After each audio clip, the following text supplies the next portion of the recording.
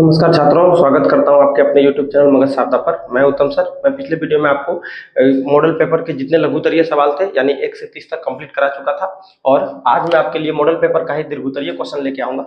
जो दीर्घोत्तरीय question number 31 से question number 38 तक रहेगा। आप ये टोटल 8 सवाल है, इसमें से आपको क्वेश्चन 4 ही बनाना है एग्जाम में। ठीक है, आप वीडियो में बने रहे, मैं पहला सवाल बनाता हूँ। 31 नंबर देखो तो इधर है दोस्तों, क्या लिखा है पढ़ो। 2 किलो सेब और 1 किलो अंगूर का मूल्य कितना है? किसी दिन 400 रुपया था। कितना? 1 महीने बाद 4 किलो सेब और 2 किलो अंगूर का मूल्य 600 रुपया हो गया। 1 महीने के बाद हो जाता है। तो इस स्थिति को बीजगणितीय रूप और ज्यामितीय रूप, बीजगणितीय का मतलब समीकरण निकाल के छोड़ देना और ज्यामितीय का मतलब ग्राफ खींचना।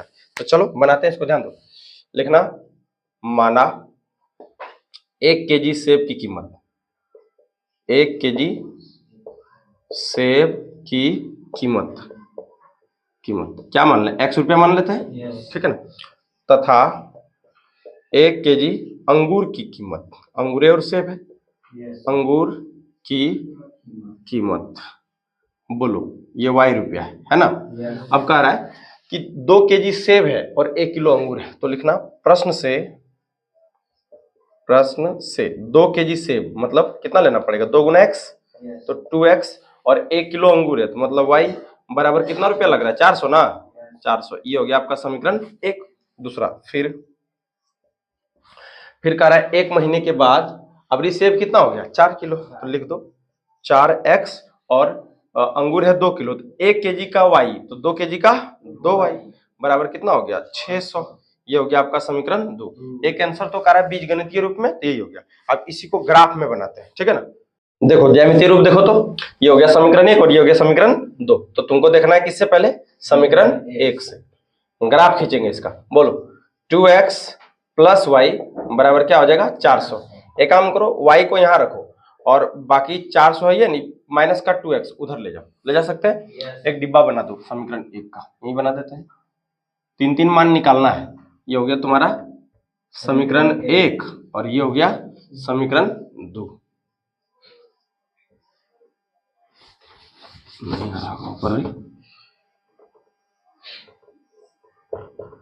समीकरण 1 और ये हो गया समीकरण 2। समीकरण 2 3 मान निकालना है। एक तरफ एक्स वाई लिख दीजिए, इधर भी 1 2 3, इस तरफ x और y लिख देते हैं। चलो ध्यान दो, कितना कितना मान रखे हैं? रखो। जब x बराबर अगर हम 0 रख दें तब 0, तब y बराबर क्या होता है? 400 माइनस 2 गुना 0 यानी कितना आएगा? 400 है ना। x को रखे थे 0 तो y कितना आ जाता है? 400। ठीक, फिर अब कुछ और रख लो। जब x बराबर कितना रख लें? 100 रख दें? 50 भी तो रख सकते हैं, 50 से रखो x बराबर 50। तब y बराबर क्या आएगा? यहाँ रखना, किस पर? इस पर ध्यान देना है। 400 माइनस 2 गुना x कितना है? 50 है ना। 50 यानी 400 माइनस 2 गुना 50 करेंगे तो 100 हो जाएगा। 400 में से 100 गया तो कितना बचेगा? 300। यानी x का मान हम रखे थे 50, x से कितना रख रहे थे? 50, तो y कितना आ गया? 300 आ गया। एक और मान रखो तब ना उसका डिबग कंप्लीट होगा। देखते जाओ। फिर अबरी कितना रख लें? बोलो। जब x बराबर 100 रख लें, 100, तब y बराबर, यहां ध्यान देना, 400 माइनस 2x है तो 2 गुना 100 कर दो, यानी 400 माइनस 200। 400 में से 200 गया तब 200 बचेगा। यानी x का मान हम रखे थे 100। ठीक है, तो y का मान कितना आ गया? 200। चलो समीकरण 1 कंप्लीट हो गया। अब पुनः किससे? समीकरण 2 से। पुनः समीकरण 2 से। ठीक है, समीकरण 2 बोलो। समीकरण 2 कहाँ? यही ना। लिखिए 4x प्लस 2y बराबर में 600। इसमें से कुछ कॉमन आएगा? 2 कॉमन आ जाएगा। 2 को कॉमन कर लीजिए। जैसे 2 कॉमन करेंगे तो ये हो जाएगा 2x, ये हो जाएगा सिर्फ y और बराबर में 600। काटो इसको, 300 बार में कट गया। यानी कितना आता है? 2x प्लस y बराबर 300। एक काम करो, y को इधर ही रखते हैं, बाकी 300 ही प्लस का 2x है उधर जाएगा तब माइनस का 2। अब जब तब रखो, पहले x का ही मान रखते हैं, है कि नहीं। जब x बराबर कितना रखना है? 0, तब y बराबर क्या हो जाएगा? 300 माइनस 2 गुना 0 मतलब कितना आएगा? 300। तो देखो x रखे थे 0 तो y कितना आया 300। फिर दो मान और निकालना है अभी, बात समझा कि नहीं। फिर जब x बराबर, अब ये काम करते 50 रख लेते हैं, कितना रख लिए 50। जब x बराबर 50 तब y बराबर, देखो तो ध्यान दो, कहां ध्यान देना है, समीकरण किधर है, इस पर 300 माइनस 2 गुना 50। तो 300 में से अगर 2 गुना 50 करेंगे 100 आएगा, 300 में से 100 जाएगा तो कितना बचेगा 200। यानी x को हम रखे थे 50 तो y आया हमारा 200। क्लियर है। दूसरा एक मान और निकालना, अब ये कितना 100 रख लेते हैं, रख सकते हैं कि नहीं। फिर जब x बराबर कितना 100 रख लेते हैं, कितना 100, तब y बराबर, ध्यान देना इस पर 300 है पहले से, उसके बाद माइनस 2 गुना 100, x के जगह पर 100 रखोगे तो 300 में से 200 जाएगा तो कितना बचेगा 100। क्लियर है। यानी x रखे थे 100 तो y भी आया हमारा 100। ठीक है, अब इसका हम खींचेंगे ग्राफ, पहले इतना उतारो। चलो ग्राफ देखो तो इसका पहले ग्राफ एक y अक्ष खींच लो, खींच सकते हैं, और एक माइनस की तरफ कम लेंगे चलेगा, और प्लस की तरफ थोड़ा ज्यादा लेना। ये ऊपर में क्या हो जाएगा y अक्ष, क्या हो जाएगा रे y अक्ष, इधर माइनस का x अक्ष, ये माइनस का y अक्ष, और इधर x अक्ष, है ना।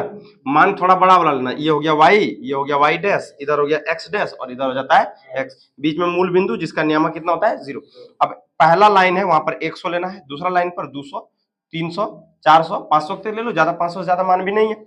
ऊपर भी 100, 200, 300, 400, 500 लाइन में पर लेना, समझा। इधर -100 -200, इधर -100 -200, माइनस नहीं भी लेंगे तो कोई दिक्कत नहीं, क्योंकि सेव का मूल्य माइनस में थोड़ी ना होगा।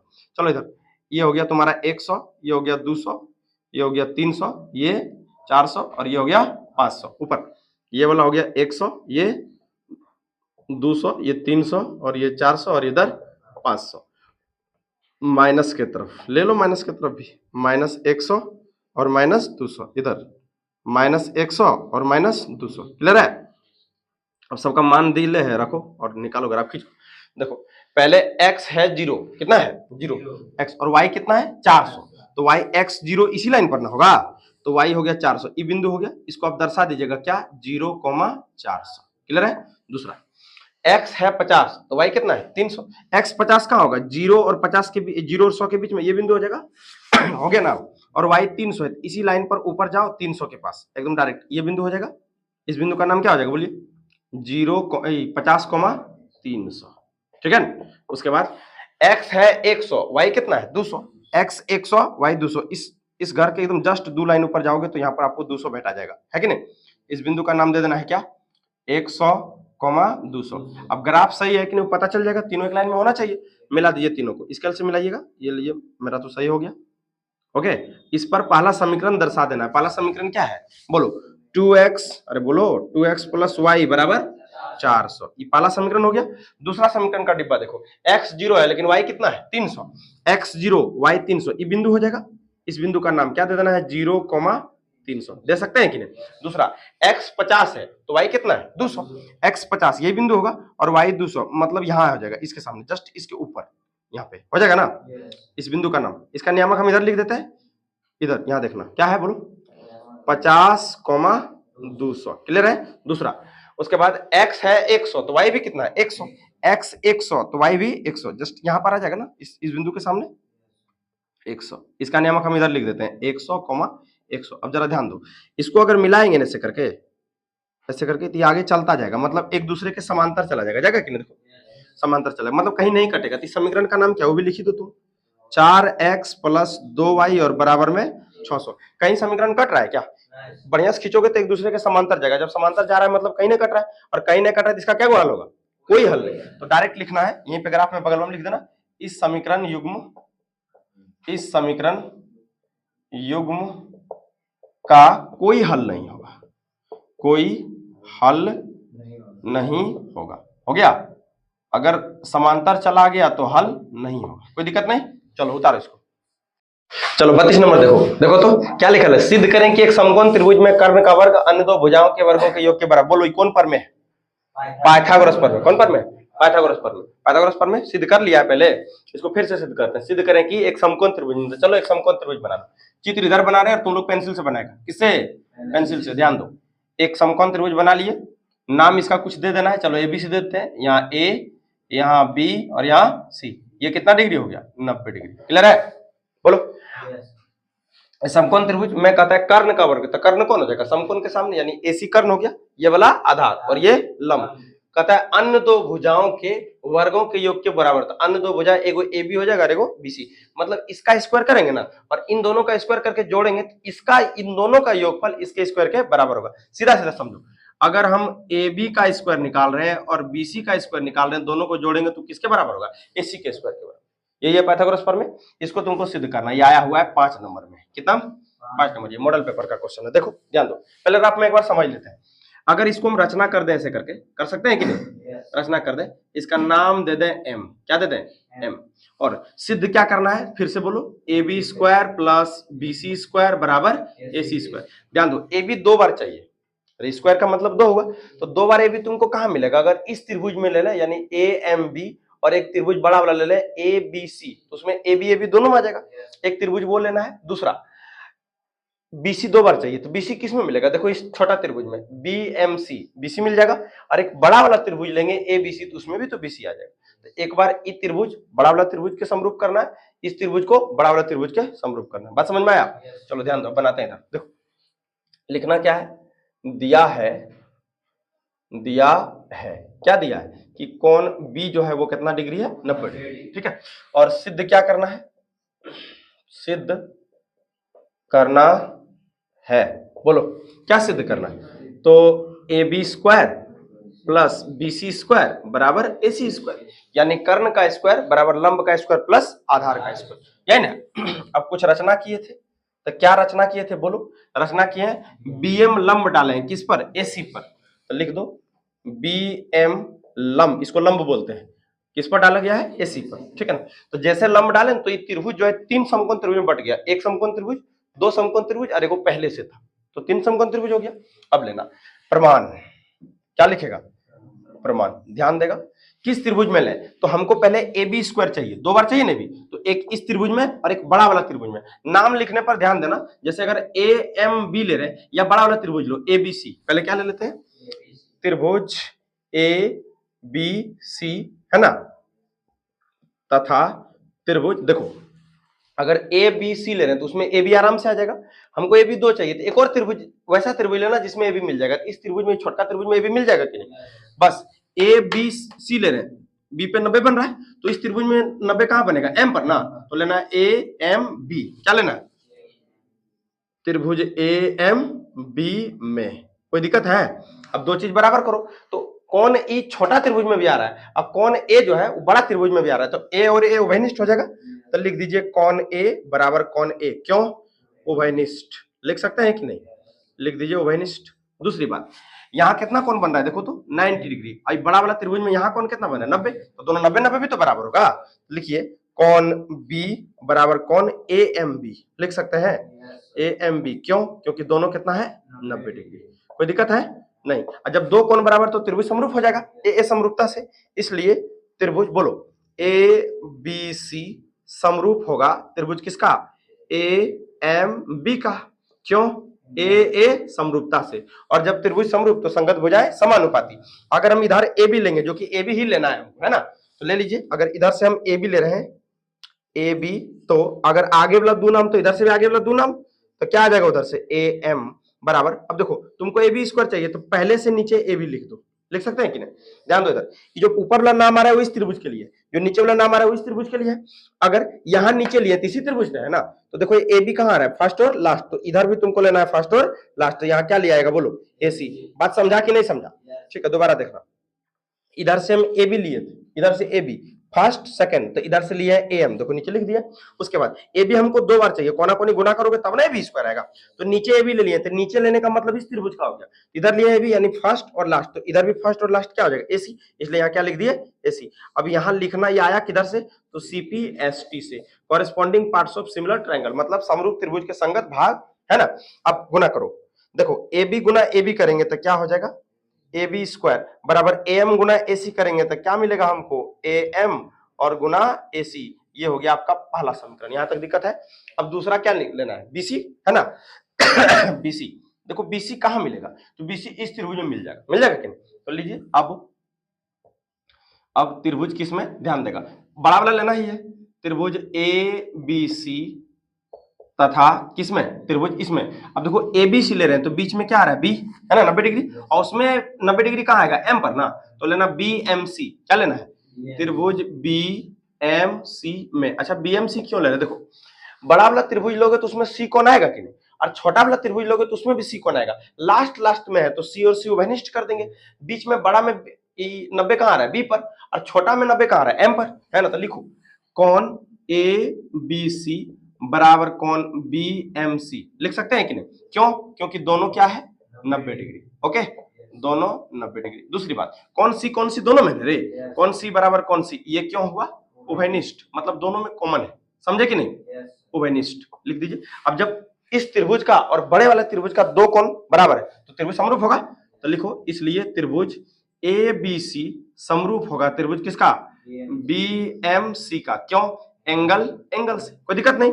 और जब त्रिभुज समरूप तो संगत भुजाएं समानुपाती। अब ध्यान देना जरा सा, देखो हमको बीसी 2 बार चाहिए ना बीसी, तो कैसे निकलेगा बीसी, इसमें एक बीसी नजर आ रहा है, इसमें भी बीसी है, लेकिन पहले इधर वाला बीसी ले लो, बीसी बटा, अगर सेकंड और लास्ट ले रहे हैं तो इधर भी सेकंड और लास्ट लेना पड़ेगा, मतलब अगर इधर बीसी लिए तो इधर क्या लेंगे, एमसी, क्या लेना पड़ेगा, एमसी। आगे समझो, देखो फिर तुमको बीसी स्क्वायर कैसे मिलेगा, जब नीचे अपने मन से पहले से बीसी लिख देंगे तब ना रे, बीसी गुना बीसी करेंगे, बीसी स्क्वायर आ जाएगा। अब बताओ ये जो ऊपर वाला भुजा आया है ये पहले त्रिभुज का है, नीचे वाला भुजा है वो दूसरे त्रिभुज का, तो यहाँ नीचे लिए हैं तो दूसरे त्रिभुज का होगा, बोलो बी और सी फर्स्ट और लास्ट, तो यहाँ भी लेना है फर्स्ट और लास्ट, तो क्या लेगा बोलो, ए सी। बात समझा कि नहीं, दोबारा एक बार, इधर बीसी लिए थे तो इधर एमसी लिए, कोई दिक्कत नहीं, और इधर बीसी हमको फिर चाहिए, नीचे चाहिए ना, तो उस बीसी को लेने के लिए यहाँ क्या लेना पड़ेगा आपको, एसी, तो यहाँ लिए है एसी और नीचे में क्या ले लिए है, बीसी, कोई दिक्कत है, ऐसे समझ लो। बीसी नीचे इसलिए लिए क्योंकि कोना कोनी जब गुना करेंगे बीसी गुना बीसी करेंगे तो बीसी स्क्वायर आ जाएगा, जो तुमको चाहिए भी। बताइए वाला किधर से आया, सीपीएसटी से, कोई दिक्कत है, करो गुना, बोलो बीसी गुना बीसी करेंगे तो क्या आ जाएगा, बीसी स्क्वायर बराबर एमसी गुना एसी, बोलो आ जाएगा एमसी गुना एसी, यही हो गया तुम्हारा दूसरा समीकरण, कोई दिक्कत नहीं। अब देखो यहाँ जो जहां सिद्ध करना वहां ए बी स्क्वायर और बीसी स्क्वायर को जोड़ा है तो तुम भी जोड़ दो, है ना। A B square BC square कब जुटेगा, जब दोनों समीकरण 1 और 2 को जोड़िएगा तब ना। तो लिखो समीकरण 1 प्लस क्या, समीकरण 2, है कि नहीं, समीकरण 1 प्लस समीकरण 2, बोलो समीकरण 1 कहाँ है, याद ध्यान दो, लिखा हुआ है ए बी स्क्वायर बराबर ए एम और गुना एसी, यहां है समीकरण 1, देखो ए बी स्क्वायर बराबर ए एम गुना एसी। दूसरा समीकरण बोलिए क्या है, बीसी स्क्वायर बराबर एम सी गुना एसी, यही ना है, दोनों को हम जोड़ रहे हैं। ऐसा जोड़ क्यों रहे, क्योंकि यहाँ जोड़ लाना है, बात समझे कि नहीं। अब ए बी स्क्वायर और बीसी स्क्वायर को जोड़ेंगे तो आएगा A B square plus BC square बराबर, इसको भी तो जोड़ना पड़ेगा, जोड़ दीजिए ए एम गुना एसी और प्लस दूसरा क्या है एम सी गुना एसी, है कि नहीं, एम सी गुना एसी। यहां तक किसी को दिक्कत है क्या, दोबारा एक बार, A B square plus BC square लिख दिया, उसके बाद ए एम गुना एसी प्लस एमसी गुना एसी, ये एसी है, ठीक है। उसके बाद थोड़ा सा इधर ध्यान दो जरा सा, बताओ यहाँ A B square plus BC square बचा है कि नहीं, बोलो रे, A B square plus BC square लिख दो, ए बी हटेगा यहाँ, रुको जरा सा 1 मिनट, यहाँ लिख देते हैं इधर। इसके बाद क्या लिखे यहाँ पर हम, A B square plus BC square बराबर, ये दोनों में से क्या कॉमन है, एसी कॉमन है कि नहीं, आप एसी को बाहर कर लीजिए तो देखिए ये दोनों लाइन में से एसी कॉमन की, एसी निकला था क्या बचेगा ए एम, क्या बच जाएगा ए एम, और यहां से एसी निकला तो क्या बचेगा एम सी। दोबारा एक बार देखो, एक बार दोबारा देखो कि यहां से लेकर यहां तक एसी इधर भी है एसी इधर भी है, हम एसी को बाहर कर लिए तो इन दोनों में से एसी निकल गया तो एम बचेगा कि नहीं, इन दोनों में से एसी निकल गया, ये एसी है, क्या है एसी, अगर एसी निकाले तो एमसी बचेगा, बात समझा कि नहीं। उसके बाद अब ध्यान देना, इधर देखो इधर क्या बचा है हमारे पास, A B square plus BC square बराबर, एसी को एसी रहने दीजिए, है कि नहीं, और ए एम प्लस एमसी, चित्र में देखो ये हो गया तुम्हारा ए एम और ये हो गया एमसी, टोटल मिलाकर फिर से एसी नहीं हो जाएगा, बोलो होगा कि नहीं, दोबारा समझना एक बार, देखो A B square plus BC square को लिख दिए, ठीक है, प्लस ये एसी है क्वेश्चन में, A M plus MC, A M plus MC, A M plus MC क्या बन जाएगा, एसी बन जाएगा, है कि नहीं। अब A B square plus BC square बराबर, बोलो एसी गुना एसी करेंगे क्या मिलेगा, एसी स्क्वायर, यही ना सिद्ध करना था, बढ़िया से एकदम लिख दो प्रूव, क्या लिखेगा प्रूव, कोई दिक्कत, ये पाइथागोरस प्रमेय था, सिद्ध हो गया, उतारो जल्दी से इसका। देखो 33 नंबर देखो तो, एक रेलगाड़ी एक समान चाल से 360 किलोमीटर की दूरी तय करती है ना। यह चाल 5 किलोमीटर प्रति घंटा अधिक होती तो वह उसी यात्रा में घंटा कम समय लेती है। रेलगाड़ी की चाल ज्ञात करें। पहले सवाल को समझ लो रफ में। एक रेलगाड़ी है जो कितना दूरी तय करती है, 360 किलोमीटर। कितना दूरी तय करती है? 360। अब 360 किलोमीटर में कितना समय लगता है? मान के चलते हैं कि उसको 4 घंटा लगता है। कितना लगता है? 4 घंटा। अब कहता है इस रेलगाड़ी का चाल 5 किलोमीटर बढ़ा दें, 5 किलोमीटर तेज कर दें, बढ़ा दें प्रति घंटा, ठीक है। तो इस दूरी को तय करने में जहां 4 घंटा लग रहा था वहां 3 घंटा लग रहा है। अब आंसर हम 4 3 नहीं रहेगा, हम समझा रहे हैं कि 1 घंटा कम लगता है। ऐसे भी तुम स्पीड से चलोगे तो कम समय लगता है। बात समझा कि नहीं? अब दूरी टोटल कितना है बताओ तो? 360। कह रहा है कि रेलगाड़ी का चाल कितना है, तो निकालो, लिखो, ध्यान दो। मान लेना, माना रेलगाड़ी की चाल, रेलगाड़ी की चाल क्या मान लें? x किलोमीटर प्रति घंटा, x किलोमीटर प्रति घंटा, ओके। तथा अगर 5 किलोमीटर प्रति घंटा अधिक होने पर ना, अधिक नहीं कर रहा, 5 किलोमीटर प्रति घंटा अधिक होने पर चाल तो बढ़ेगा ना रे। पहले था x तो कितना हो जाएगा? x प्लस 5 किलोमीटर प्रति घंटा, ये निकल गया चाल, ओके। अब देखो दूरी वो टोटल कितना तय कर रहा है, दूरी तो 360 किलोमीटर। अब भाई स्पीड से चले चाहे धीरे से चले, चलना तो 360 है ना। ये थोड़ी है कि स्पीड से चलेंगे तो कम दूरी तय करना पड़ेगा, समय कम लगेगा, ठीक है। अब बताओ चाल बराबर समय बराबर सूत्र क्या होता है? समय बराबर होता है दूरी बटा चाल, ये होता है ना। अब क्वेश्चन में क्या कर रहा है सुनो, कहता है एक रेलगाड़ी जितना चल रहा है उस चाल से 360 किलोमीटर की दूरी तय करता है तो जितना समय लगे, अगर उसी चाल को 5 किलोमीटर प्रति घंटा बढ़ा देते 1 घंटा कम समय लगेगा। यही है, तो लिखना प्रश्न से, ध्यान दो, प्रश्न से बताओ दूरी कितना है? 360। तो पहले 360 किलोमीटर चल रहा है और चाल उसका कितना है? x है ना।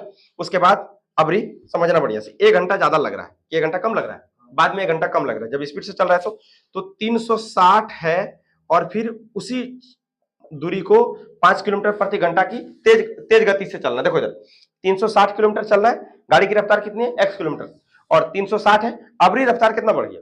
5 किलोमीटर। अब बताओ ज्यादा समय इसमें लगेगा कि ज्यादा समय इसमें लगेगा? इसमें लगेगा, क्योंकि धीरे चल रहा है, स्पीड चल रहा है। अब बताओ कह रहा है कि 1 घंटा समय बचता है, तो इसमें से ही घटाओगे तब ना बचेगा, क्योंकि इसमें ज्यादा समय लग रहा है, इसमें कम लग रहा है, तो बड़का में से छोटका घटाओगे तब ना एक आएगा।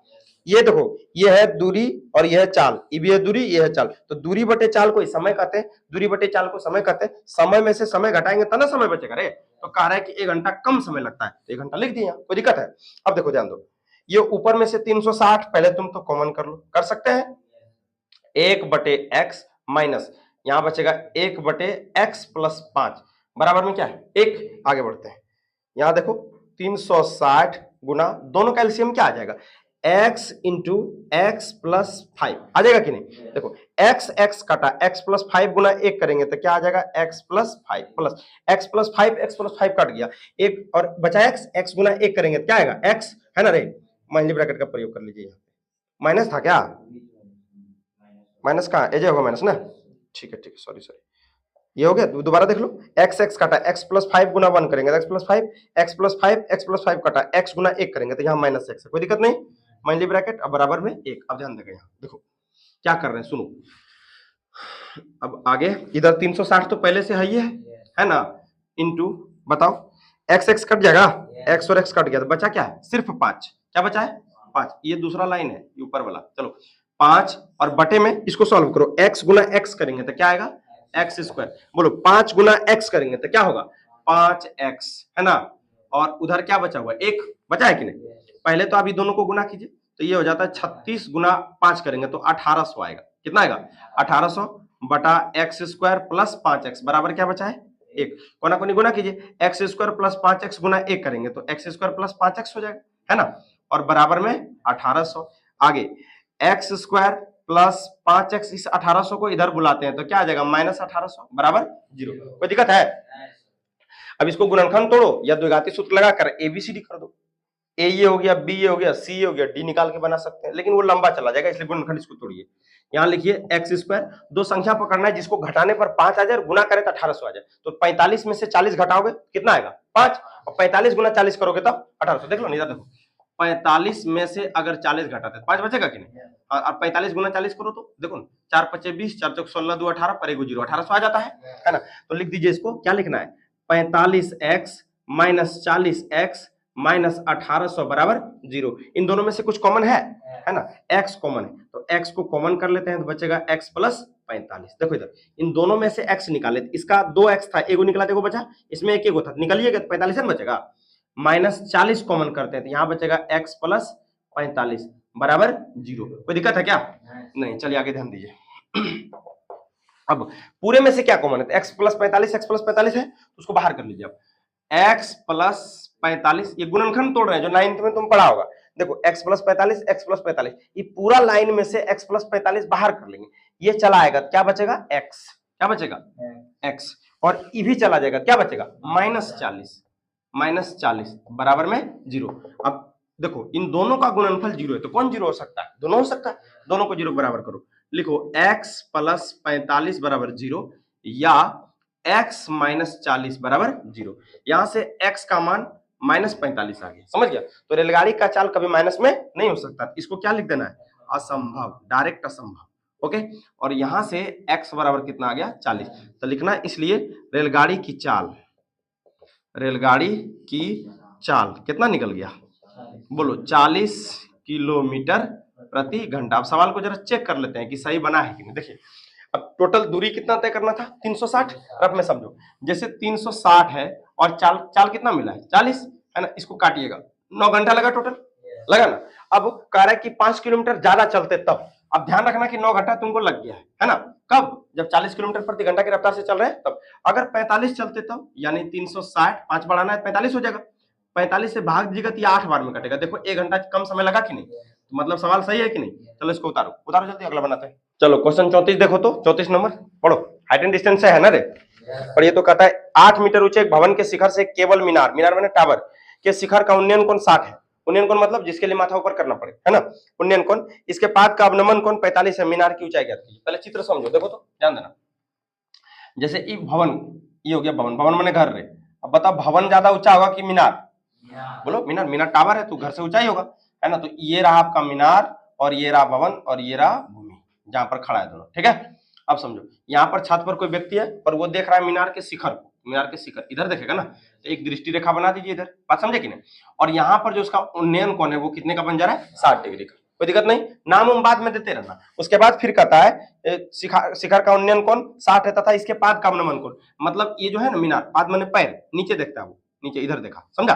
नीचे इस तरह करके वो नीचे की ओर देखा, जब नीचे देखा तो उसका अवनमन कोण यहाँ बनेगा, तो ये कितना बन गया? 45 डिग्री। कितना बन जाए? 45। तो देखो ई 45 है, ई भी कितना हो जाएगा? 45। एकांतर कोण होने के कारण से हो जाता है। उसके बाद मीनार की ऊंचाई 8 मीटर दिया है, ये वाला तुमको कितना दिया है? 8 मीटर। ये भी हो जाएगा 8 मीटर। तो दिक्कत है? अब नाम दे दीजिए कुछ भी। चलिए यहाँ दे देते हैं ए बी सी, यहाँ डी और यहाँ कुछ पी दे देते हैं। क्या दे दिए? कोई दिक्कत है? देखो अब समकोण त्रिभुज एक तो आपका यहाँ बन जाएगा, एक समकोण त्रिभुज यहाँ बन जाएगा। आपसे क्वेश्चन पूछ रहा है कि मीनार की ऊंचाई कितनी होगी। एक बात देखो, ये 8 है, ये तो 8 हो गया, और मीनार टोटल है ए पी, तो अगर ए बी निकल जाए तो उसको 8 में जोड़ेंगे तो मीनार नहीं निकल जाएगा? मीनार की ऊंचाई बस इसी तरह निकालना है। तो पहले आपको इस समकोण त्रिभुज में लेना है, इस समकोण त्रिभुज की मदद से ये निकाल लेंगे, इसकी मदद से ये निकाल के, और फिर इस समकोण त्रिभुज में इस भुजा की मदद से निकाल सकते हैं कि नहीं? अब देखो कुछ लिखना पड़ेगा इसमें, क्या लिखेंगे? माना, बताओ एपी क्या है? एपी मीनार है, ओके? चित्रवा बनाना है पेंसिल से। उसके बाद सीडी क्या है? सीडी भवन है, 8 मीटर ऊंचा भवन है, 8 मीटर ऊंचा भवन है। कोई दिक्कत है? दूसरा डीपी दोनों के बीच की दूरी है, डीपी दोनों के बीच की दूरी है, ओके? बीच की दूरी है, क्लियर है? अब क्या कर रहा है? तो ये उन्नयन कोण कितना बन रहा है? 60। तो उतना लिखना नहीं, चित्र में दर्शा दीजिएगा खाली। देखिए इसमें लिखना क्या आपको कि एक बात बताओ, डीसी जो है वो बीपी बराबर होगा कि नहीं? ये हो गया कितना? 8 मीटर, क्लियर है? अब ये कौन है? 45, तो ये भी कौन कितना हो जाएगा? 45। तो उसको भी लिख दो, क्या है? बीसीपी, यानी कौन बीसीपी बराबर कौन, ये क्या है? डीपीसी बराबर कितना है? 45 डिग्री। पूछेगा क्यों? तो एकांतर कोण। क्यों? एकांतर कोण। कोई दिक्कत नहीं, एकांतर कोण जब रेखा समांतर है, दोनों लंबे ना है, तो ये समांतर या ये दोनों समांतर, दोनों एकांतर कोण हो जाएगा। और जब एकांतर कोण बराबर है तो 45 है, तो भी 45। अब पहले तुमको इस समकोण त्रिभुज में लेना है, क्या समकोण त्रिभुज का नाम है, CDP में, तो लिखना इसलिए किसमें, समकोण त्रिभुज, बोलते जाओ, समकोण त्रिभुज CDP में। मिला CDP सबको? ये बताइए तो कौन P कितना मिल गया, 45 डिग्री। उसके बाद CD कितना मिल गया, 8 मीटर। कितना मिला है, 8 मीटर। भवन का ऊंचाई जो है, अब आराम से देखिए, इस भुजा के सामने ये क्या हो गया, P लंब होता है और नीचे वाला आधार, तो आधार और लंब का संबंध किसमें मिलता है, या तो tan में या तो cot में। तो tan लगा दो ना, सबसे बढ़िया लगाइए। tan कितना degree, tan 45 degree. Okay, tan 45 का मान सूत्र होता है P बटा B, तो ये हो गया P मतलब CD, अब बटा B क्या हो जाएगा, DP। कोई दिक्कत नहीं है ना, P बटा B होता है। आगे बढ़ते हैं, tan 45 का मान 1 हो जाएगा। CD बताओ, CD 8 है, कितना है, 8 बटा DP। अब क्रॉस मल्टीप्लाई कीजिए, कोना कोनी, DP गुना 1 करेंगे तो DP बराबर क्या आ गया, 8 मीटर। मतलब ये कितना निकल गया, 8 मीटर। तो बता, इसके सामने ये है तो ये तो 8 ही निकल जाएगा रे, ये 8 मीटर आ गया इसकी लंबाई। ये 45 कौन है और ये 8 भुजा है, समझे कि नहीं। अब ये निकल गया तो इसकी मदद से ये भुजा तो निकाल सकते हैं, लिखना अब क्या, अब किसमें, समकोण त्रिभुज, समकोण त्रिभुज किसमें, ABC में, ABC में। ओके, बताओ तुम्हारे पास BC तो पता चल गया ना, कितना है, 8 मीटर है ना रे, और कौन C कितना है, तो वो 60 डिग्री है कि नहीं। अब देखो, ये 60 के सामने ये भुजा P हो जाएगा, यानी लंब हो जाएगा, और ये वाला आधार हो जाएगा, लंब बटे आधार, फिर तो tan में मिलेगा तुमको, P बटा B। तो लगा दीजिए, tan कितना डिग्री अब लेना है, tan 60 बराबर क्या होता है, AB बटा BC, P बटा B, AB बटा BC, ब्रैकेट में उसको दर्शा देना, P बटा B होता है इसका सूत्र, ठीक है ना। tan 60 का मान √3, AB कितना है बउआ, देख लो, पता नहीं, कोई बात रहने दीजिए। AB बटा BC तो है ना, 8 है, यहाँ कुछ नहीं तो 1 है, 1 गुना AB करेंगे, क्या मिलेगा, AB बराबर 8 गुना √3 करेंगे तब 8 √3 मीटर। बताइए यहाँ तक दिक्कत है। अब हमको ना तो AB चाहिए था ना तो DP चाहिए था, हमको मीनार क्यों चाहिए, AP चाहिए था, तो निकाल दो ना। इसलिए AP बराबर कितना आ जाता है, AB प्लस BP, AB दोबारा देखो, AB प्लस BP, यही ना। AB कितना है, AB पता अभी जस्ट निकालें, बोलो 8 √3 है ना, प्लस BP कितना है, BP 8 है, कोई दिक्कत नहीं। अब बताइए इन दोनों में से क्या कॉमन है, 8 कॉमन है, 8 को कॉमन कर लीजिए, तो ये बचेगा √3 प्लस 1।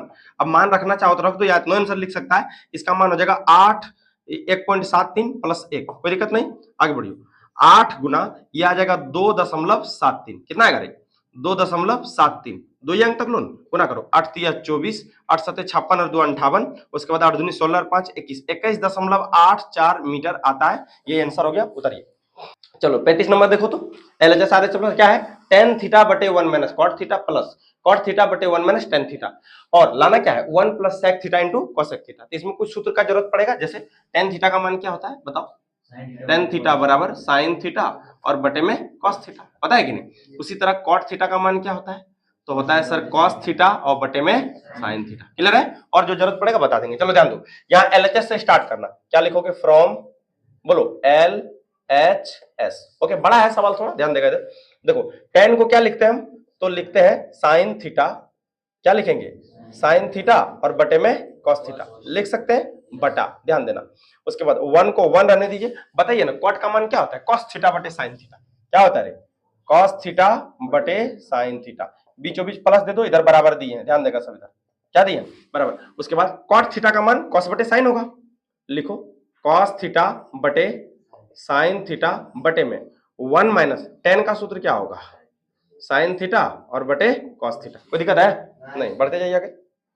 अब ऊपर जो है वो रहने दो, क्या है sin थीटा बटे cos थीटा बटे, ध्यान देगा ये भिन्न का घटा करेंगे तो sin गुना 1 करना पड़ेगा, यानी आएगा sin theta minus cos theta बटे में क्या है sin थीटा। कोई दिक्कत है, दोबारा देखो, sin बटा cos लिख दिए, sin भिन्न का घटा करेंगे, sin गुना 1 करेंगे, sin theta minus cos theta पहले से है, अब बटा में sin थीटा, प्लस दे दीजिए बीच में। इधर ऊपर बचा है तुम्हारे पास cos थीटा बटे sin थीटा बटे, यहाँ भी भिन्न का घटा करेंगे, cos गुना 1 करेंगे तो क्या आएगा cos theta minus sin theta और बटे में क्या है cos थीटा। बताइए यहाँ तक दिक्कत है किसी को नहीं। चलो ध्यान दो, जो सबसे नीचे रहता है वो सबसे ऊपर ना चल जाएगा।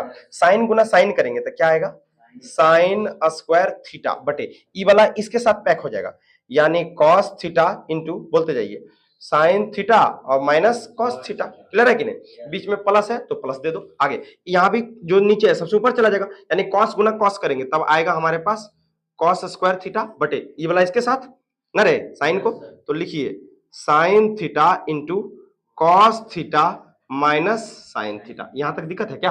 नहीं। देखो ये ब्रैकेट मिल नहीं रहा है, यहाँ कॉस है माइनस में, यहाँ माइनस है, क्या है माइनस, यहाँ साइन माइनस में, यहाँ कॉस माइनस में। कैसे हो सकता है? अगर इसमें से माइनस कॉमन कर ले तब देखो ये साइन जो माइनस है प्लस बन जाएगा, जो कॉस प्लस है वो माइनस बन जाएगा। इसको आगे लिख देंगे, इसको पीछे लिख देंगे, और ये माइनस निकल के कहां जाएगा? इसको माइनस बना देगा। समझा बात को? चलो आगे बढ़ते हैं, एक लाइन और ध्यान दो। एक काम करते हैं, यहां लिखते हैं हम साइन स्क्वायर थीटा बटे बोलो cos theta into same to same लिख दिए हैं sine theta minus cos theta. कोई दिक्कत है? उसके बाद जैसे यहां से माइनस कॉमन कीजिएगा तो यहाँ प्लस है, प्लस और माइनस क्या हो जाएगा? बात समझा कि नहीं? यहां से माइनस निकला इसके पास पहुंचा तो बन गया माइनस, ऊपर में जो है उसको रहने दो। क्या लिख दिए? कॉस स्क्वायर थीटा बटे साइन थीटा, माइनस बीचों बीच देना है। समझा? दोबारा देखो ये माइनस बीचों बीच एकदम। उसके बाद साइन थीटा चेंज होगा दोनों, यानी ये बन गया साइन थीटा और माइनस कॉस थीटा। यहां तक दिक्कत है क्या?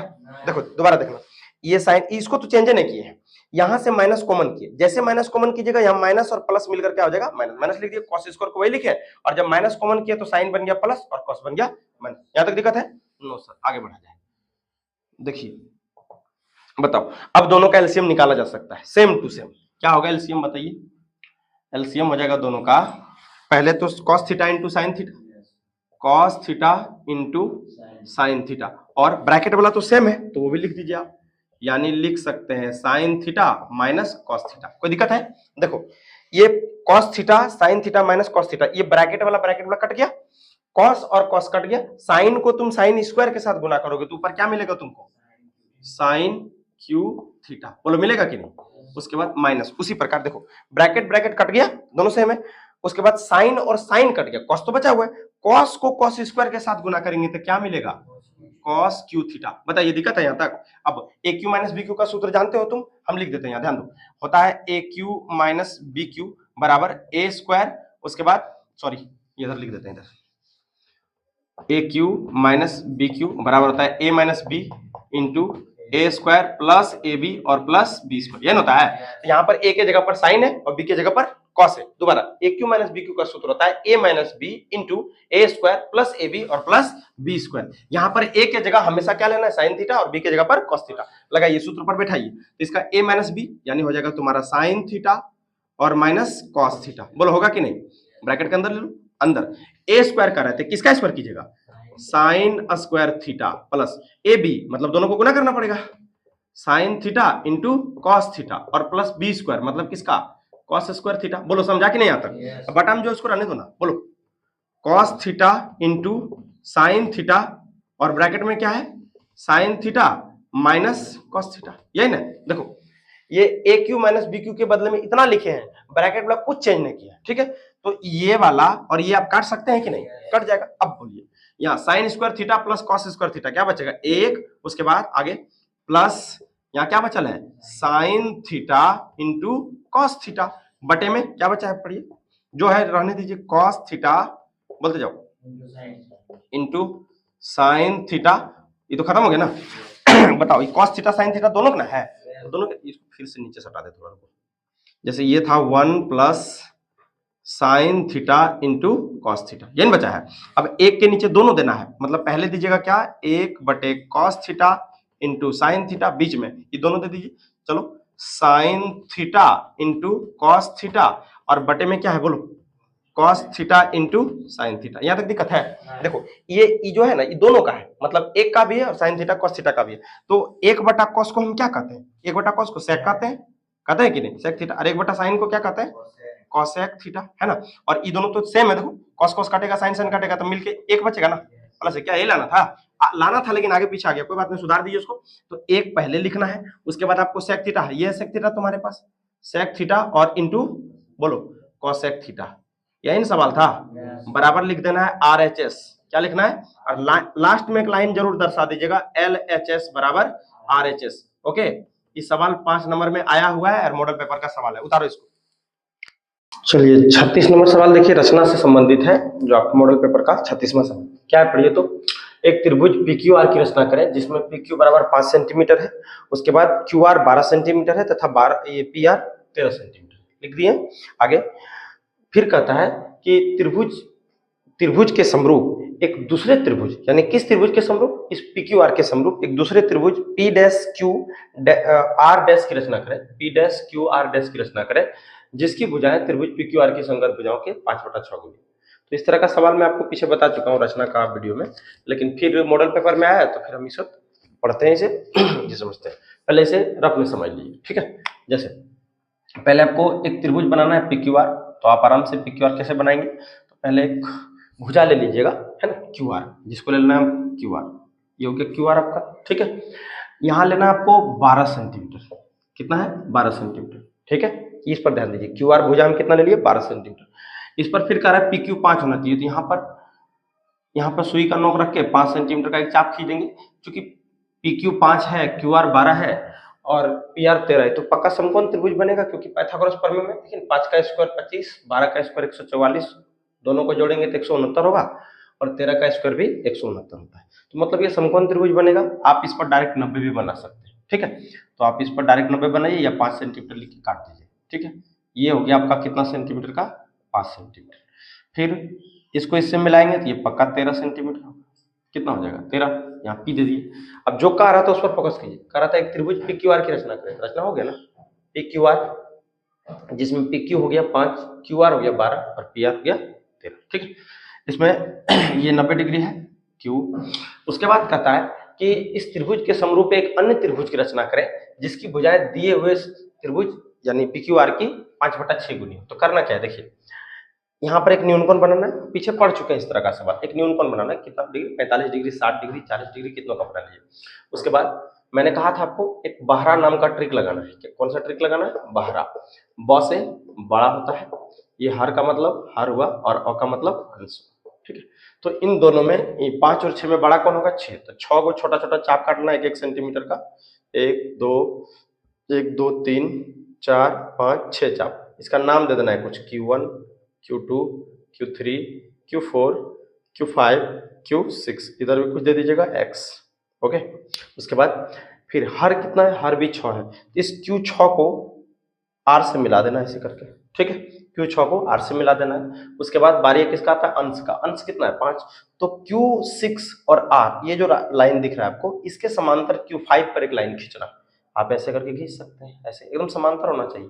मैं दिखाऊंगा, अभी बताऊंगा, ये सिर्फ अभी आप रफ में से समझ लीजिए। इसके समांतर एक रेखा खींचना, ठीक है। यहाँ पहुंच गए। अब इसके समांतर PR के समांतर इधर रेखा खींचना है ऐसे करके, ऐसे। बस ये करना है, आपका रचनाचरण लिख दीजिएगा, 5 नंबर हो जाएगा। ये क्वेश्चन मॉडल पेपर में आया है, ठीक है। चलिए इसको अब हम प्रकार की मदद से खींचते हैं। चलिए आप देखिए, इसको प्रकार की मदद से खींचते हैं, ठीक है। तो पहला काम क्या करना है, हमें एक रफ चित्र बना के ही रखिएगा ताकि उससे आसान होता है बनाना, ठीक है। ये रहा PQR, ये 13 है, ये 12 है, ये 5 है, यहाँ 90 डिग्री बन रहा है, ठीक है। तो पहला काम क्या करना है आपको, 12 सेंटीमीटर का एक रेखाखंड खींच लेना। खींच लीजिए 12 सेंटीमीटर का एक रेखाखंड। ध्यान दीजिएगा बोर्ड पे, कितना सेंटीमीटर का खींचना है, तो 12 सेंटीमीटर। मैं अपने हिसाब से लेता हूँ 12, ताकि बड़ा वीडियो में साफ साफ दिखे आपको। यहाँ 0 से लेकर मैं 12 तक ले लिया हूँ। ये जो हो गया, ये कितना सेंटीमीटर हो गया, 12। इसका नाम दे देना आपको Q और इसका नाम R। ये जो भुजा हो गया, ये कितने सेंटीमीटर का हो गया, 12, ठीक है। आगे उसके बाद आगे क्या करें, QR होना चाहिए, ये PQ होना चाहिए 5 सेंटीमीटर का। तो PQ नाप लीजिए, कितना सेंटीमीटर, 5 नाप लेते हैं, 5 सेंटीमीटर। ये मैंने 5 को नाप लिया, ठीक है। ये रहा मेरा 5। अब क्या करना है, ध्यान दीजिए, सुई का नोक रखना है P पर, चूंकि यहाँ से Q पर, यहाँ पे Q पर रखकर और 5 सेंटीमीटर का एक छोटा सा चाप काट लीजिए ऐसे करके, ठीक है। अब देखिए ये हो गया 12, ये हो गया 5। उसके बाद उधर से कितना कर रहा है 13, तो 13 सेंटीमीटर का एक चाप काट लीजिए। आप अगर इस वीडियो को देख रहे होंगे तो बनाने बैठिएगा तो प्रकार वगैरह लेके बैठिएगा, ताकि आप भी साथ साथ बना सकें, ठीक है। प्रकार को लेके ही बैठना आपको। दोबारा 13 सेंटीमीटर लेना है, 13 ले लूँ मैं, ये 13 सेंटीमीटर रहा। तो जब भी बैठे तो प्रकार लेकर बैठे, ताकि आपको भी ये समझ में आए और साथ साथ बनाते रहे। इस प्रकार से मैंने इस चाप को काट दिया। ये चाप 13 सेंटीमीटर था और जो पहले काटे वो ये 5 सेंटीमीटर का था, ठीक है। अब 5 और 13 हो चुका है, इसको मैं मिला देता हूँ। इस प्रकार से एक समकोण त्रिभुज बनेगा आपके पास, ठीक है। देखिए आप इसे मिला दीजिए, ये मिल गया, और फिर आप इसे भी मिला दीजिए, ये 13 होगा, ठीक है। इसको आप मिला दीजिए, ये रहा 13 सेंटीमीटर, ठीक है दोस्त। ये हो गया तुम्हारा P, ये हो गया Q, और ये यहाँ पे आ गया 90 डिग्री, ठीक है। इस प्रकार का रचना तो आसान होगा इतना। उसके बाद ये कह रहा है PQR की रचना करें, तो यहाँ तक मैंने कर दिया, यहाँ तक, ठीक है। उसके बाद कहता है त्रिभुज के समरूप, इस त्रिभुज के समरूप एक अन्य त्रिभुज बना है जिसका नाम क्या देना है, P dash Q R dash, यानी Q रहना है, E P और R नहीं। इसके अलावा 2 बिंदु और चाहिए आपको, ठीक है, की रचना करें जिसकी भुजाएं PQR की संगत भुजाओं की 5/6 होनी है। तो 5/6 लिख लीजिए आप, 5/6। मैंने क्या कहा कि बहरा ट्रिक लगाइए, बहरा, ब से क्या हो जाएगा, बड़ा, ये हो गया आपका हर, और ये हो गया अंश। बस यही ट्रिक लगाना है, बना लेना है, ठीक है। चलिए ध्यान दीजिए, अब करना क्या है आपको, इस Q बिंदु पर एक न्यूनकोण बनाइए। क्या बनाना है, Q बिंदु पर न्यूनकोण बनाइए, बनाइए न्यूनकोण, न्यूनकोण बना लेते हैं हम। चलिए ये मेरा न्यूनकोण बन गया, ठीक है। नाम कुछ दे दीजिए, या नीचे x दे देते हैं, क्या दे दिए, x। अब देखिए चूंकि 5/6, ये 5/6 गुनी है, मैंने कहा बाहरा ट्रिक लगाइए, तो दोनों में से बड़ा कौन है, 6 है ना। तो 6 छोटा छोटा चाप काट लेंगे, प्रकार से काटना है, हाथ से नहीं, ठीक है। 6 छोटे छोटे चाप काट लेने हैं आपको, काट लीजिए 6 छोटे छोटे चाप, ठीक है। यहाँ रखिए सुई का नोक, और एक चाप ऐसे काट लीजिए, फिर दूसरा चाप ऐसे काट लीजिए, तीसरा चाप ऐसे काट लीजिए। अगर आप वीडियो देखेंगे तो प्रकार वगैरह लेके साथ बैठिएगा, ताकि आपका साथ साथ आप भी बना सकें। उसके बाद अगला चाप ये, उसके बाद फिर एक चाप, ये 6 चाप हो जाना चाहिए। 1 2 3 4 5 6 हो गए। 6 चाप जब हो गए तो किसी इसका कुछ नाम दे देना है। जैसे हम नाम क्या दे देंगे, तो Q1 कुछ भी दे सकते हैं। चलिए मैं Q1 दे देता हूँ, इसका नाम Q1, Q2, Q3, इसका नाम Q4, इसका नाम Q5 और इसका नाम Q6, ठीक है। अब बहरा के बाद क्या है, हर है ना, हर कितना है, 6 ही तो है। तो इस Q6 को R से मिला देना आपको। किससे मिलाना है, Q6 को R से। ध्यान दीजिए, इस Q6 को हम मिला दे रहे हैं किससे, R से। चलिए मिला देते हैं इसको R से, ठीक है, मिल गया। अब अगला क्या है, हर अ है ना, अ का मतलब अंश। तो अंश कितना है, 5। तो Q5 से इसके समांतर लाइन खींचना है। तो समांतर खींचने का लाइन का तरीका तो हम आपको बताइए है। आप स्केल की मदद ले सकते हैं, या 12 का 5/6 निकालिए। सबसे मस्त तरीका है का निकालिए। क्या करना है, ये 12 भुजा है ना, तो 12 का 5/6। देखिए जहां पर ये सवाल बनाइएगा एग्जाम में, वहां नहीं लिखना है इस तरह, कहीं रफ में करना है। 6 दूनी 12 कट जाएगा, 2 गुना 5 करेंगे तो कितना आएगा, 10। अब पहले से आप 10 खींच लीजिए, कहीं बिंदु दे देना, एग्जामिनर को पता ना चले कि आप नाप के खींचे, ठीक है। कहीं मान लिया जाए कि 10 यहाँ पे आ रहा है, यहाँ पे इस बिंदु का नाम हो गया 10, ठीक है। अब आराम से कीजिए, वो समांतर ही होगा, एकदम समांतर ही होगा। देखिए समांतर है, इसको आप मिला दीजिए। एग्जामिनर को पता नहीं चलना चाहिए कि आपने स्केल से नाप के खींचा, ठीक है। उसका नियम तो कहता है कि यहाँ पर एक कोण बनाइए, यहाँ पर एक कोण बनाइए, लेकिन उसमें समय ज्यादा लगेगा और गलती होने का चांस ज्यादा रहेगा, इसलिए आप पहले का निकाल लीजिएगा, ठीक है। ये भुजा आपका कितना था, 5 सेंटीमीटर। ये भुजा कितना था, 13 सेंटीमीटर। और ये पूरा 12 था, तो 12 का हम 5/6 निकाले तो कितना आया, 10। तो पहले से यहाँ तक हम 10 ले लिए, और इस बिंदु का नाम कुछ दे देना है, तो R डैश दे दीजिए आप, R डैश, ठीक है, क्योंकि R डैश का है ना आगे। इसके समानांतर इधर एक लाइन खींचना है, तो 5 का भी 5/6 निकाल लीजिए, उससे भी निकाल सकते हैं। चलिए निकालते हैं। 5 का 5/6, 5 गुना 5 करेंगे 25/6, भाग दे दीजिए 4.6 चौके 24, 6 एकम 6, 6 चौक 36, यानी 4.1 आता है। तो उतना खींच लीजिए, वो 4.1 खींच लेते हैं। ध्यान दीजिए 4.1 लगभग इतना के आसपास खींच लीजिए ना, 4.1 इतना के आसपास चले जाइए, ये बिंदु, इस बिंदु का नाम, ठीक है। अब इससे मिलाते हैं, इसको मिला देते हैं। एकदम समांतर होना चाहिए, और समांतर ही होगा क्योंकि आप नाप के खींच रहे हैं, इसमें गलती होने का चांस आपका कम रहेगा, ठीक है। बस ध्यान रहिए कि ये बात एग्जामिनर को पता ना चले कि आप स्केल से खींचे, मतलब खींचना स्केल से है, लेकिन ये बिंदु स्केल से पता नहीं चलना चाहिए। आप का प्रयोग कर सकते हैं, वो कहीं रफ में करना है, ठीक है। अब यहाँ पर नाम दे देना आपको P डैश। क्या दे देना है, P डैश। बात को समझिए, पहला काम, पहले तो ये जो त्रिभुज बना है वो बना लेना है, ठीक है। उसके बाद एक न्यूनकोण बना लेना है नीचे। उसके बाद 6 चाप बराबर बराबर चाप काट लेंगे, यानी Q1, Q1 Q2, Q2 Q3, Q3 Q4, Q4 Q5, Q5 Q6, ये सब सारा बराबर होना चाहिए। अब 6 से ही क्यों खींचे, तो चूंकि बड़ा है, बड़ा कौन है 6, तो 6 को मिला देंगे और 6 को काट लेंगे। उसके बाद फिर हर 6 था, तो इसलिए 6 को मिलाए। उसके बाद कह रहा है कि अंश कितना है, 5, तो Q6 और R के समानांतर Q5 से एक रेखाखंड खींचना है जो इसके समांतर, ठीक है। तो समांतर खींचने का मैं तरीका बता चुका चुका हूँ, अब पहले का निकाल लिए। या और तरीका मस्त क्या है, देखिए यहाँ पर रखना आपको स्केल ऐसे करके और धीरे धीरे घसकाना है, Q5 पर चले जाना। देखिए समांतर रेखा है, स्केल तो समांतर ही है ना एक दूसरे का, ठीक है। देखिए ये स्केल जितना चौड़ा यहाँ है उसी प्रकार पूरा चौड़ा यहाँ तक है, ठीक है, पूरा चौड़ाई यहाँ से लेकर यहाँ तक, ठीक है।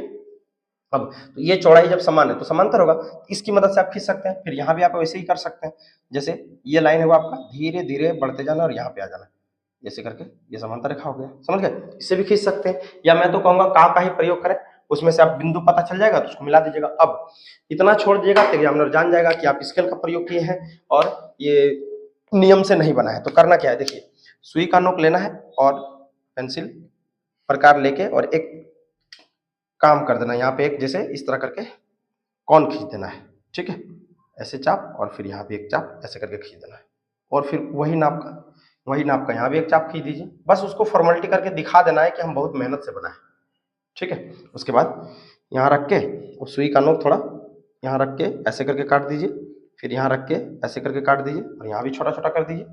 जैसे ये तो होगा नहीं तो इसको हाथ से कर दीजिए ऐसे करके, ये इससे पता चल जाएगा उसको कि उसने ये अपने प्रकार का मदद से बनाया है। ये सवाल इस प्रकार से आपका रचना का चरण हो गया। जैसे देखिए रचना हो चुका है, एक त्रिभुज PQR की रचना। तो पहले हम PQR बने, बड़ा वाला जो पहले वाला त्रिभुज था, उसके बाद करा था उसके समरूप P-QR। देखिए P-QR बन चुका है, रचना करें। कहता था जिसकी भुजाएं PQR की संगत भुजाओं की 5/6 गुनी है, तो इसका संगत यानी PQ का संगत P' हो जाएगा, QR का संगत QR' हो जाएगा और PR का संगत P'R' हो जाएगा, ठीक है। अब ये बन चुका है तो इसका अब रचना का चरण लिखना है। तो रचना का चरण पहला क्या है, 12 सेंटीमीटर का एक रेखाखंड QR खींचे थे हम लोग, QR यहाँ से लेकर यहाँ तक 12 सेंटीमीटर। फिर बिंदु Q को केंद्र मानकर, इसको केंद्र मानकर 5 सेंटीमीटर का चाप खींचे थे और R को केंद्र मानकर कितना 13 सेंटीमीटर का चाप खींचे थे। लिखा है केंद्र मानकर 13 सेंटीमीटर का दो चाप खींचा। अब दोनों चाप कहाँ कटा था, बिंदु P पर, तो मैंने लिखा है दोनों चाप बिंदु P पर कटते हैं। फिर आगे P को Q से मिलाए थे, P को R से, तो वही लिखे P को Q तथा R से मिलाया, इस प्रकार त्रिभुज PQR बना, पहले वाला त्रिभुज, समकोण त्रिभुज, ठीक है ना। उसके बाद बिंदु Q पर एक न्यूनकोण RQX बनाया, RQX इधर एक न्यूनकोण बनाया, इसकी बात मैं कर रहा हूँ, है ना, बनाया। उसके बाद आगे क्या किए थे, इसको 6 चाप को काटे थे ना, QR को QX है, सॉरी QX पर 6 बराबर चाप खींचा, जिसका नाम Q1 Q2 Q3 Q4 Q5 तथा Q6 दिया, ठीक है ना। आगे Q6 को R से मिलाया, Q6 को R से काहे मिलाए थे, क्योंकि ये 5/6 में 6 बड़ा है इसलिए 6 को मिलाया, नहीं हर है इसलिए मिलाया। आगे Q6 समांतर Q6R समानांतर, देखिए ध्यान से, Q6R समानांतर Q5R' खींचा, ये 5 है, ओके। दोबारा Q6R समानांतर Q5R' खींचा, इसके समांतर ये खींचे। उसके बाद फिर जो कहाँ काटता है तो R' पर काटता है। आगे PR समानांतर P'-R'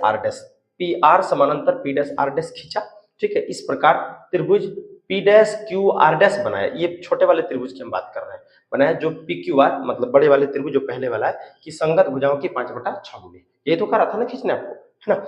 मतलब ये बड़े वाले त्रिभुज का समरूप भी होना चाहिए और 5/6 गुनी उसकी भुजाओं की भी होनी चाहिए। मतलब 5/6 जो है ये तो 1 से छोटा है और जब छोटा है तो अंदर बनेगा, तो इसलिए ये त्रिभुज अंदर बना है। एक बार और रखना समझिए, देखिए करना क्या है, पहले आप एक QR भुजा खींच लेंगे, ठीक है, जो 12 सेंटीमीटर होना चाहिए, यहाँ पर 5 खींच लेना, इधर से 13 खींच लेना, इस प्रकार से एक समकोण त्रिभुज बना देंगे, ठीक है। ये 5 हो गया और ये 13, यहाँ पे एक न्यूनकोण बना देना, इसको 6 बार काट लेना है, 1 2 3 4 5 6 यहाँ तक काट लेना, इसको मिला देना, इससे नाम भी दे देना है Q1 Q2 जो मैंने दिया है। उसके बाद Q5 को इसके समांतर खींचना, यहाँ कुछ बिंदु देगा, फिर इसको ऐसे खींच देना, ठीक है, और यहाँ पर P' दे देना, यहाँ पर R' दे देना, ठीक है। इस प्रकार ये 90 है। इस प्रकार बाहर वाले त्रिभुज का ये जो अंदर वाला त्रिभुज है ये वाला, ये समरूप हो गया और 5/6 गुनी, क्लियर है, ठीक है। इस वीडियो को आप पहले तो इसका स्क्रीनशॉट ले लीजिए, आप इसका रचना के चरण का और सवाल का स्क्रीनशॉट ले लिए होंगे। चलिए इसके बाद अगला सवाल होगा 37वां सवाल जो है आपके मॉडल पेपर का, मैं उसे बनाता हूँ, आप इसका स्क्रीनशॉट ले लिए होंगे। चलिए अगला बनाते हैं। चलिए ये मॉडल पेपर का 37वां सवाल देखते हैं। दीर्घोत्तरीय का क्या लिखा है, एक शंकु के छिन्नक जो 45 सेंटीमीटर ऊंचा है के सिरों की त्रिज्या 28 सेंटीमीटर और 7 सेंटीमीटर है, मतलब बड़ी त्रिज्या 28 दिया है और छोटी त्रिज्या 7 दिया हुआ है ना। इसका संपूर्ण पृष्ठीय क्षेत्रफल ज्ञात करें, संपूर्ण कुल पृष्ठ क्षेत्रफल निकालना है। तो आप छिन्नक को समझिए, पहले छिन्नक क्या होता है। अगर मैं शंकु को ऐसे लिख दूं, ये शंकु है आपका, है ना, ये शंकु, अगर शंकु को उसके आधार के समानांतर काट दूं तो ये मेरा क्या बन के रेडी हो गया, ये छिन्नक हो गया। ठीक है, अब ये हो गया निचली त्रिज्या और ये हो गया ऊपरी त्रिज्या, इसको कहते हैं ऊंचाई, और ये हो गया आपका तिर्यक ऊंचाई। ये दिया है आपके पास 28 सेंटीमीटर, ये जो दिया है वो दिया है 7 सेंटीमीटर, और ये वाला ऊंचाई जो है 45 सेंटीमीटर दिया है ना। क्वेश्चन में दिया है 45 सेंटीमीटर, 28 सेंटीमीटर और 7 सेंटीमीटर, मतलब ऊंचाई दिया है, बड़ी त्रिज्या और छोटी त्रिज्या दिया हुआ है। आपको कह रहा है उसका कुल पृष्ठीय क्षेत्रफल निकालिए, तो कुल पृष्ठीय क्षेत्रफल निकालने के लिए सूत्र क्या होगा, पाई, देख लीजिए, पाई एल इंटू बड़ी आर प्लस छोटी आर प्लस पाई इंटू बड़ी आर का स्क्वायर प्लस छोटी आर का स्क्वायर। ये सूत्र हम क्यों लिखे, क्योंकि देखना है क्या क्या हमारे पास है और क्या लाना है। जैसे r और r ये दोनों तो आपको मिल जाएगा, पाई का मान 22/7 आप रख देंगे, इधर भी r और r पाई रख देंगे, लेकिन l आपके पास नहीं है, तो सबसे पहले आपका ध्यान कहाँ रहना चाहिए कि हमें l निकालना है। ठीक है, तो l निकालिए, आप क्या करना है देखिए, लिखिएगा चूंकि ऊपरी त्रिज्या, ऊपरी, और इधर से लिखते हैं चूंकि ऊपरी त्रिज्या, ऊपरी त्रिज्या इसको बड़ी आर बोलते हैं, ये कितना दिया है, ये दिया है आपका 28 सेंटीमीटर। फिर निचली त्रिज्या, निचली त्रिज्या मतलब छोटी आर, और ये कितना दिया है तो 7 सेंटीमीटर। तो मुझे तो तिर्यक ऊंचाई यानी एल निकालना है, तो लिखिए इसलिए तिर्यक ऊंचाई, तिर्यक ऊंचाई ये निकालना है। तिर्यक ऊंचाई को एल कहेंगे, और एल का सूत्र क्या होता है, तो एच स्क्वायर प्लस बड़ी आर माइनस छोटी आर का होल स्क्वायर। आगे बढ़ते हैं, एच का मतलब कितना है, एच तो दिया आपको, कितना दिया देखिए 45 दिया है, लिख दीजिए 45 का स्क्वायर, 45 का स्क्वायर प्लस बड़ी आर माइनस छोटी आर यानी 28 माइनस 7 का होल स्क्वायर। 45 का स्क्वायर हो जाएगा 2025 प्लस 28 में से 7 गया तो 21 का स्क्वायर हो जाएगा, यानी 45 का स्क्वायर 225 प्लस ये आ जाएगा 441, 441 दोनों को जोड़िएगा तो आता है 2466, और जिसका वर्गमूल निकालेंगे तो 49.65 सेंटीमीटर आएगा। ये क्या निकल गया आपका बताइए, तिर्यक ऊंचाई निकल गया। अब जब तिर्यक ऊंचाई प्राप्त हो चुका है तो हमें निकालना क्या है, बड़ी आर दिले है, छोटी आर दिले है, पाई का मान 22/7 होता है, आप कुल पृष्ठ क्षेत्रफल निकाल लीजिए।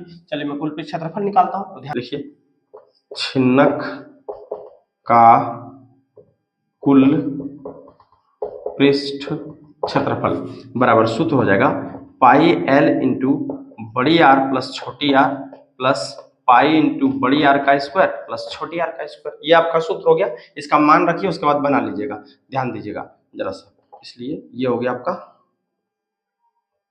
छिन्नक, है ना, ये छिन्नक, इसलिए छिन्नक का, तो इसको सॉल्व कीजिए। पाई का मान क्या हो जाएगा 22/7 गुना एल कितना है, एल अभी निकाले हैं ना 49.65, तो लिख दीजिए 49.65, और अंदर बड़ी आर प्लस छोटी आर, तो बड़ी आर 28 है और छोटी आर 7 है, ठीक है, प्लस 22/7, 22/7 बड़ी आर का स्क्वायर यानी 28 का स्क्वायर प्लस 7 का स्क्वायर। आगे बढ़ते हैं, तो 22/7 गुना 49.565, और ये दोनों को जोड़ेंगे तो 35 आएगा, इसको आप काट सकते हैं 5 बार में। आगे बढ़िए, 22/7 और गुना 28 का स्क्वायर 784, 7 का स्क्वायर तो 49। आगे बढ़िए, इसको गुना करिए तो 22/110 गुना 49.65 प्लस, इसको देखते जाइए 22/7 गुना, देखिए इन दोनों को जब जोड़ेंगे तो कितना आएगा, 9 4 13, 8 4 12 13, 7 और 1 8, 833 आता है। आप इसको काट दीजिए 7 से, 7 एकम 7 उतरता है, फिर 7 एकम 7, 7 9 63, यानी 119 बार में कट जाता है। दोबारा देखिए, 7 से इसमें भाग देंगे तो 7 एकम 7 उतरता है, 1 पर 3 13, तो 7 एकम 7 6 उतरेगा, 6 पर 3 63, 7 9 63 कट जाता है।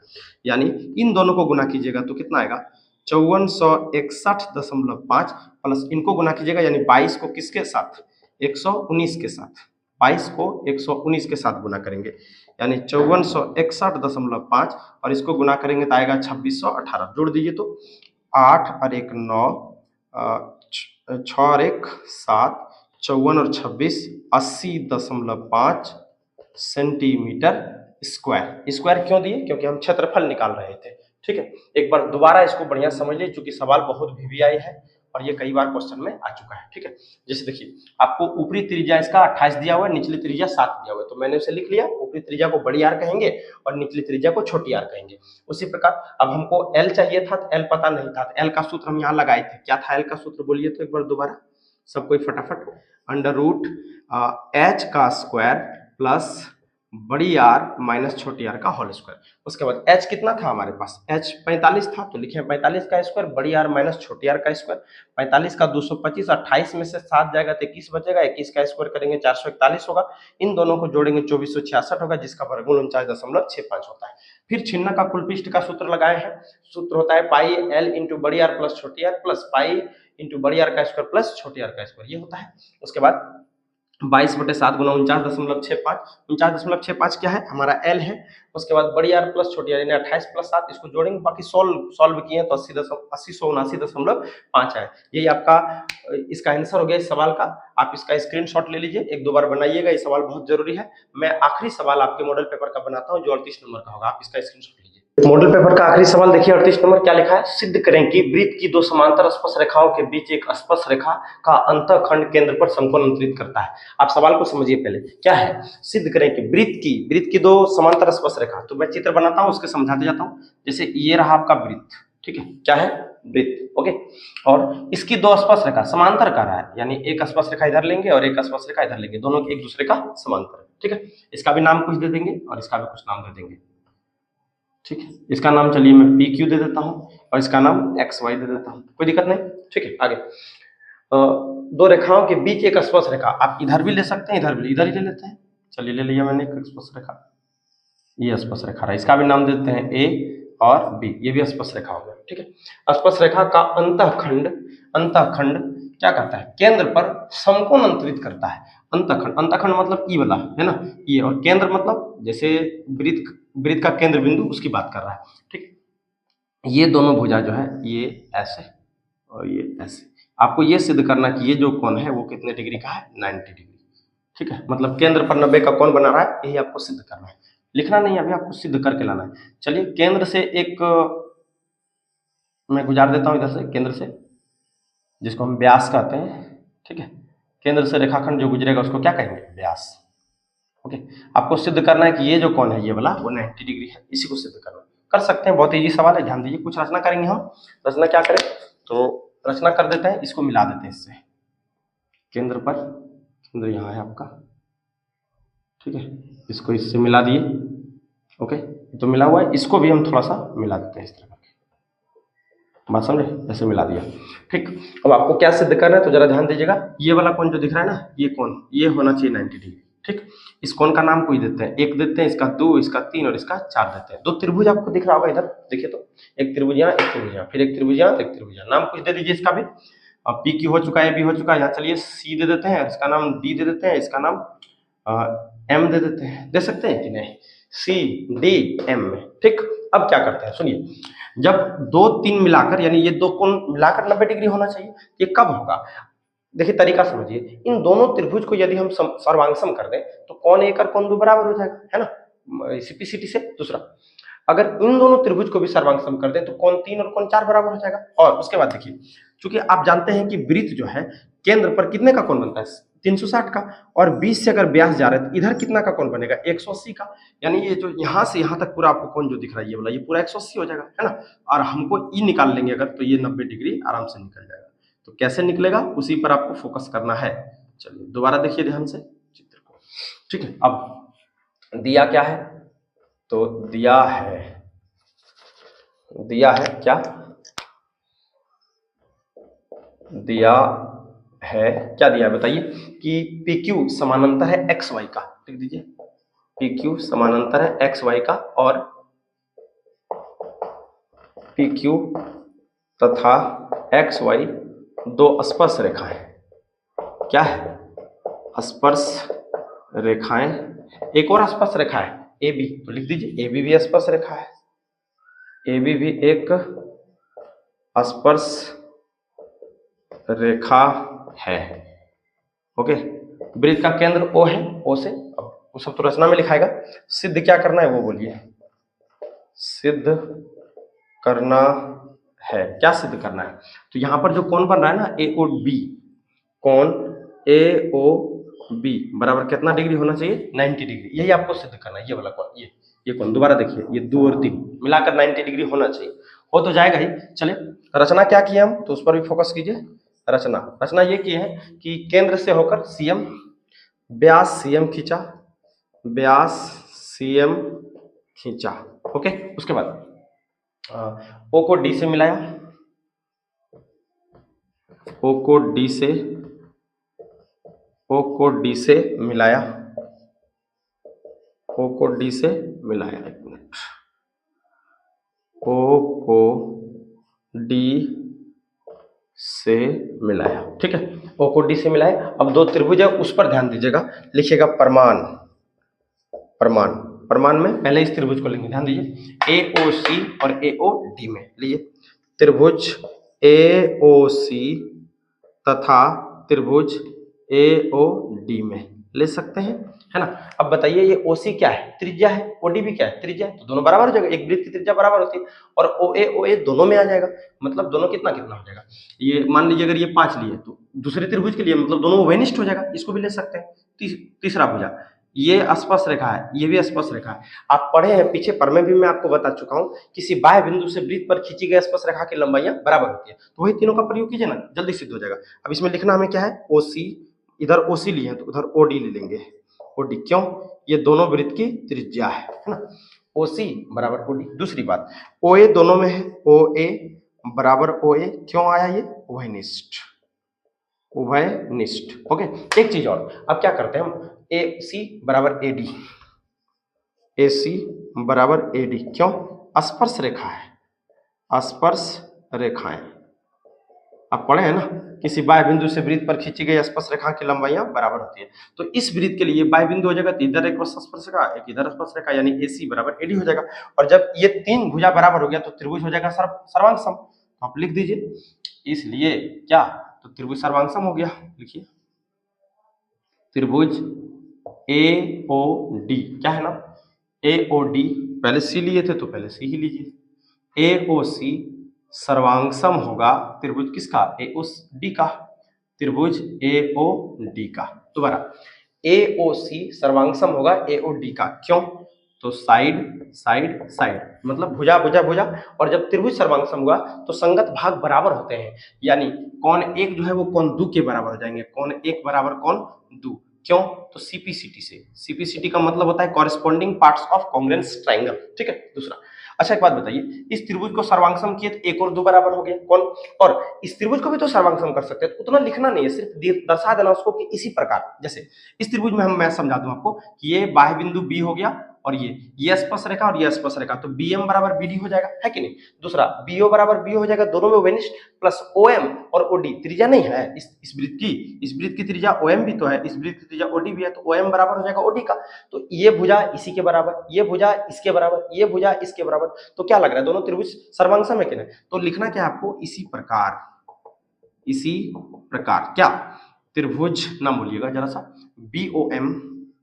BOM सर्वांगसम होगा किसका, BOD का, BOD का, क्यों, साइड साइड साइड से, और जब त्रिभुज सर्वांगसम तो कौन 3 बराबर क्या हो जाएगा, कौन 3 बराबर कौन 4, लिख सकते हैं, कहां से, सीपीसीटी से, corresponding parts of congruence triangle, सर्वांगसम त्रिभुज के संगत भाग। ओके, और जब ये 1 बराबर हो गया 2 का, 3 बराबर हो गया 4 का, तो अब बराबर हुआ वो तो ध्यान रखिएगा, लेकिन एक बात बताइए, इस सब मिला के रेखीय क्यों बन रहा है कि 180 डिग्री बन जाएगा, तो लिखिएगा, चूंकि ध्यान देना है, कौन 1 प्लस कौन 2 प्लस कौन 3 प्लस कौन 4 बराबर कितना हो जाएगा, 180 डिग्री, क्यों, रेखिक, सरल रेखीय कौन लिख दीजिएगा, सरल रेखीय कौन। ओके, ठीक है, अब बताइए ध्यान से, एक किसके बराबर है, एक 2 के बराबर है, तो यहां लिख देते हैं कौन 2, और ये पहले से कौन 2 है, कौन 3 को कौन 3 लिखिए, बताइए कौन 4 किसके बराबर है, कौन 3 के बराबर, बराबर 180। दोबारा देखिए, कौन 1 प्लस कौन 2 प्लस कौन 3 प्लस कौन 4, ये एक सीधा रेखा बन रहा था, इसलिए 180 डिग्री लिखे हैं, सरल लिखिए कौन, 1 किसके बराबर किए, 2 के बराबर, तो 1 को हटा के हम 2 लिख दिए, 2 को 2 ही रहने दिए, 3 को 3 लिखे, और ये 4 जो है कौन कौन 4 किसके बराबर है, कौन 3 के, तो कौन 3 लिख दिए। अब ध्यान दीजिए, यहां से 2 क्या को हो गया, 2 को, तो 2 कौन 2 प्लस 2 कौन 3 बराबर 180, 2 अगर हम कॉमन कर लें तो हमारे पास बचेगा 2 प्लस कौन 3 बराबर 180, ये 2 से 90 बार में काट देंगे, मतलब कौन 2 और कौन 3, कौन 2 और कौन 3 क्या हो जाएगा, AOB नहीं हो जाएगा, इसलिए कौन AOB बराबर 90 डिग्री, यही ना सिद्ध करना था। देखिए तो क्या सिद्ध करना है, कहां गया, सिद्ध करना है, ए ओ बी बराबर 90 डिग्री, यही सिद्ध करना था, थोड़ा फ्रेश से लिख देना है, 90 डिग्री प्रूफ लिख देना है लास्ट में, PROVED प्रूफ। ठीक है, इस प्रकार से आपका जो मॉडल पेपर है दीर्घोत्तरीय लघुत्तरीय मैं सब खत्म कर चुका हूँ। अगला वीडियो हो सकता है कि आने में लेट हो, क्योंकि मेरा एग्जाम है, मैं एग्जाम देके वापस आऊंगा तो आपको ऑब्जेक्टिव का ऑब्जेक्टिव जितना मॉडल पेपर में उसको बताऊंगा। अगर बीच में समय मिला तो मैं जरूर बनाऊंगा। फिर इसका आप स्क्रीनशॉट ले लीजिए, आप अपना तैयारी जारी रखें, मिलते हैं अगले वीडियो में। तब तक आप सभी का बहुत बहुत धन्यवाद, बहुत बहुत आभार।